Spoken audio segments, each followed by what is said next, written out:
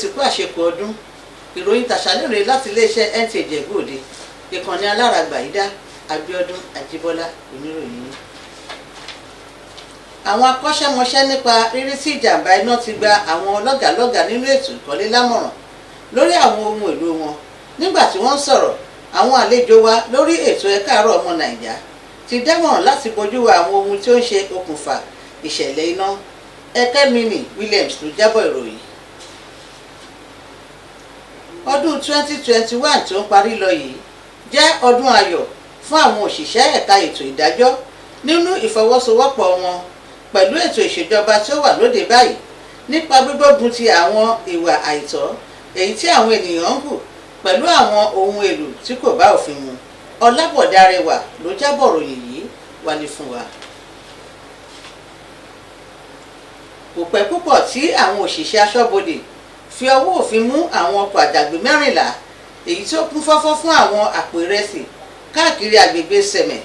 Bákan náà ni ọwọ́ àwọn òṣìṣẹ́ yìí tún tẹ ọkọ̀ àjàgbé mìíràn èyí tí wọ́n fura sí pé ó gbé àwọn egbògi olóró èyí tí a mọ̀ sí tramadol.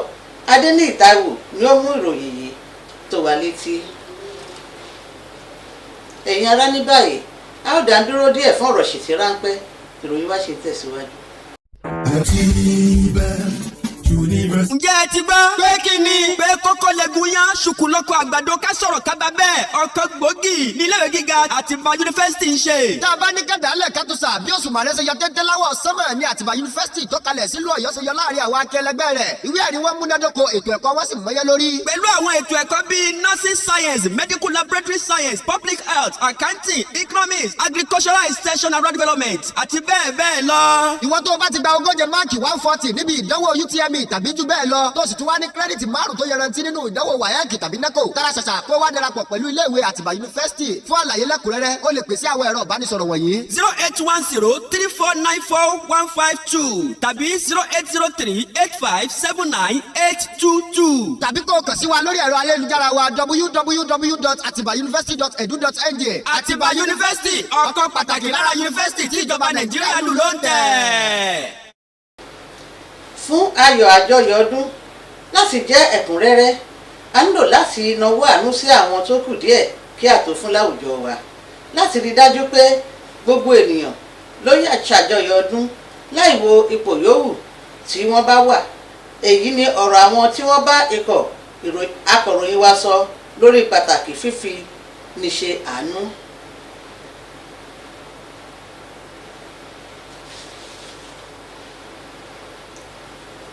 Adarí àjọ ẹ̀ṣọ́ ààbò ara ẹni ní ààbò ìlú nípínlẹ̀ Ògùn, ìyẹn Táíwò Kọ́láwọlé, ti gba àwọn ẹ̀ṣọ́ ogun náà lámọ̀ràn láti ṣàfihàn ìpele ìkóra-ẹni-níjàánu tó ga àti pẹ̀lú ìfarajì ṣiṣẹ́ lákòókò ìṣiṣẹ́ wọn. Ó sọ èyí nílùú Abẹ́òkúta tí í ṣe olú-ìlú ìpínlẹ̀ Ògùn lákòókò ayẹyẹ òpin ọdún tí àkóso àjọ ẹ̀ṣọ́ náà ṣàgbékalẹ̀ rẹ̀ fún àwọn ẹ̀ṣọ́ ogun fún ìfaraṣiṣẹ́ wọn lọ́dún 2021 tó ń kó bá lọ sílé lọ báyìí. Anthony Godo ní àtúpalẹ̀ ìròyìn yìí lọ́wọ́, ẹgbẹ́ òsíwájú sí.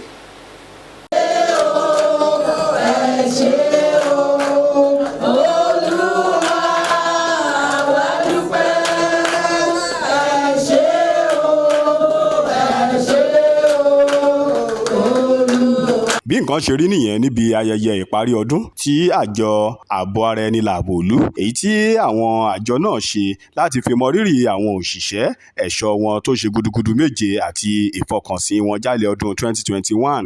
Ọ̀gá àgbà àjọ náà ti ìpínlẹ̀ Ògùn Kọ́láwọlé Táíwò nígbà tó ń gbóríyìn fún àwọn ẹ̀ṣọ́ ọ̀hún fún ìsapá wọn lọ́dún 2021 sọ pé àwẹ̀jẹ àwẹ̀mú ọ̀hún lọ ní ìbámu pẹ̀lú àṣẹ tó wá láti ọ̀dọ̀ ọ̀gá àgbà pátá fún àjọ ẹ̀ṣọ́ ọ̀hún Ahmed Abubakar Audi. Ó ṣàlàyé pé ọ̀gágun ọ̀hún nínú ìpàdé rẹ̀ láìpẹ́ yìí sọ pé ó ṣe pàtàkì kí àjọ náà máa ṣe kóríyá fún àwọn ẹ̀ṣọ́ rẹ̀, ní pàtàkì àwọn ẹ̀ṣọ́ tó wà ní ìpele keje wá sílẹ̀ fún akitiyan wọn ní dídáàbòbò àwọn ará ìlú láti ìbẹ̀rẹ̀ ọdún yìí. Ó wá mú dá àwọn ẹ̀ṣọ́ náà lójú pé ọ̀gágun pátá ọ̀hún yóò máa ṣètò bí ìgbáyégbádùn àwọn òṣìṣẹ́ náà yóò ṣe túbọ̀ dára sí ìbẹ̀rẹ̀ látọdún tó ń bọ̀ kí wọ́n bá lè ṣe púpọ̀ sí i ní dídáàbòbò ẹ̀mí àti dúkìá àwọn ará ìlú. Lẹ́yìn náà ni àwọn ẹ̀ṣọ́ náà látòrí àwọn ọ̀gá àgbà àti àwọn tó tẹ̀lé wọn dáwọ́ ìdùnnú pẹ̀lú jíjẹ ìgbádùn papọ̀. Ṣèyí Ògúnbáyọ̀ ló ń jábọ̀ ìròyìn fún iléeṣẹ́ ti Abẹ́òkúta. Kí á tó mú ròyìn tàṣà lónìí wá sí ìpamọ́, ẹ jẹ́ ká yọ kókó inú rẹ̀ wò lẹ́ẹ̀kan sí. Àwọn akọ́ṣẹ́mọṣẹ́ ti rọ àwọn agbalékọ́ láti máa yàgò fún àwọn ohun èlò tí kò bójúmu. Ọwọ́ àwọn òṣìṣẹ́ aṣọ́bodè títẹ ọkọ̀ àjàgbé èyí tó kún fọ́fọ́ fún egbògi olóró tí a mọ̀ sí tramadol. Lákòótán, ṣíṣe àánú fún ọmọlàkejì jẹ́ ohun ayọ̀ èyí tó ń pèsè àlàáfíà sí àwùjọ. Tó kì í dùn kó pọ̀ ṣókí báyìí lọ bí oge. Níbi láwòrán mọ fún ròyìn tàṣálẹ́ òní. Tó bá dé dàpọ̀ báyìí lọ́la kẹ́ ẹ tún pàdé wa fún àkọ́tún ròyìn. Èmi oníròyìn yín Abíọ́dún Ajíbọ́lá Ajíjọlá Ànábì ló ń dágbére fún yín pé oorun ayọ̀ la ó sùn.